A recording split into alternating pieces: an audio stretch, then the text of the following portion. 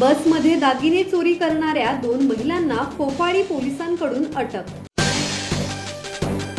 शेगाव उमरखेड बसमध्ये गर्दीचा फायदा घेऊन प्रवाशांचे दागिने चोरी करणाऱ्या 2 महिलांना फोफाडी पोलिसांनी अवघ्या 2 तासात बेड्या ठोकल्या आहेत। या कारवाईत 2,10,000 रुपये किमतीचा सोन्याचा हार जप्त करण्यात आला आहे।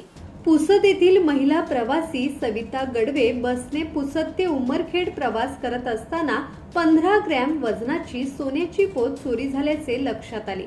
त्यांनी फोफाडी पोलीस स्टेशनमध्ये तक्रार नोंदवली। ठाणेदार निलेश शेंबडे यांनी घटनेचे गांभीर्य लक्षात घेऊन तातडीने फोफाडी पोलीस आणि उमरखेड वाहतूक शाखेच्या मदतीने बस बेलखेड फाट्याजवळ थांबवून झडती घेतली असता यात यवतमाळ येथील महिला मिलन हुपाडे आणि वर्षा हातागळे यांच्याकडून चोरीला गेलेली सोन्याची पोत हस्तगत करण्यात आली। दोन्ही महिलांना पोलिसांनी ताब्यात घेतले आहे। प्रशांत देशमुख, संवाद मराठी लाईव्ह, यवतमाळ।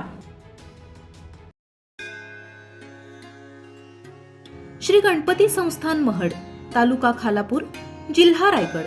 श्री वरद विनायकाच्या भक्तांसाठी भक्त निवासाची सोय, स्वच्छता आणि 24 तास गरम पाणी, सीसीटीव्हीची नजर।